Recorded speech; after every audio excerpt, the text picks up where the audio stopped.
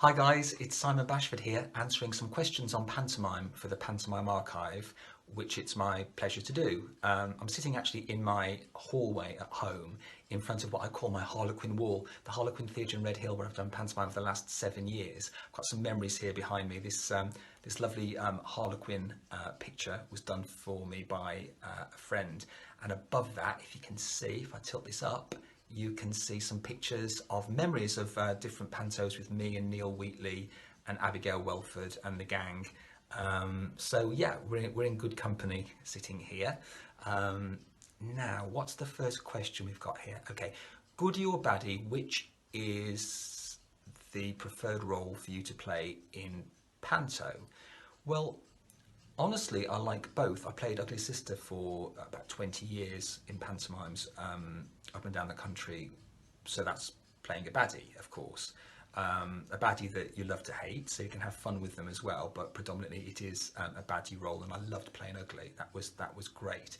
And also, the last number of years, I've played Dame, so that's the other side of the coin, and she's a very nice character, which I love doing equally. So I think, if I'm honest, I like playing both bad and good. So baddie and goodie in panto.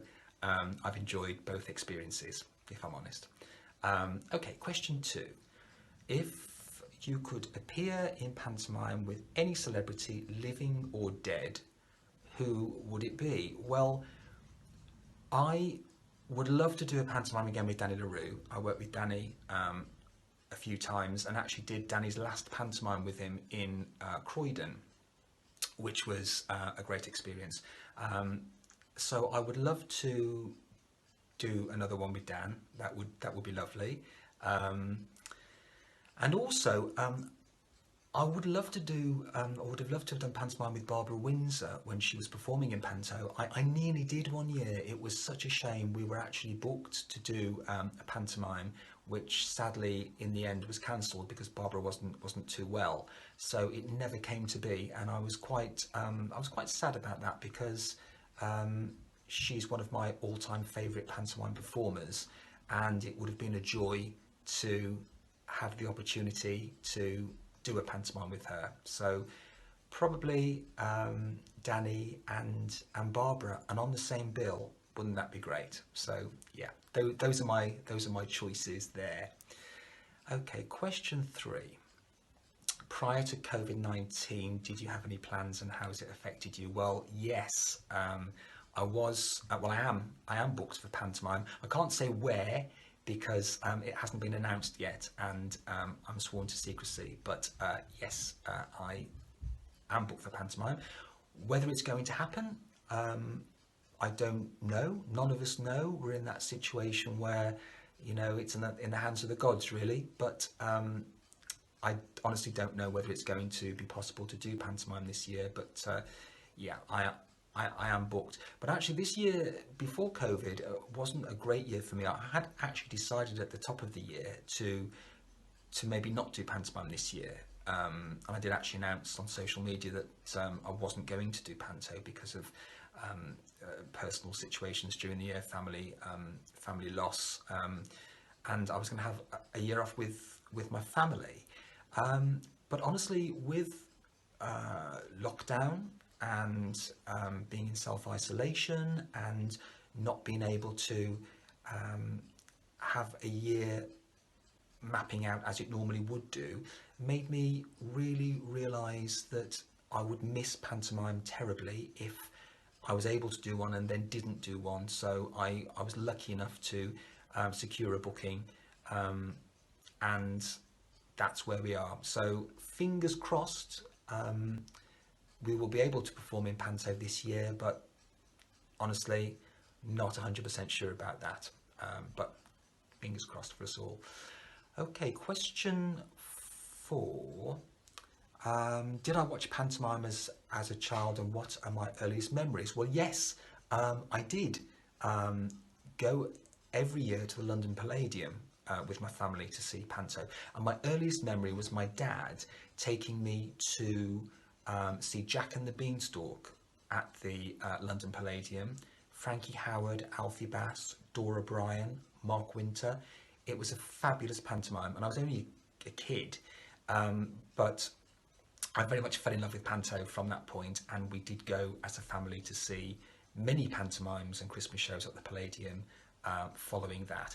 And also, as a Midlands boy, I used to go every year, and still do go every year, to the Birmingham Hippodrome Panto. In fact, I've only missed a very few pantomimes in my lifetime at the Hip.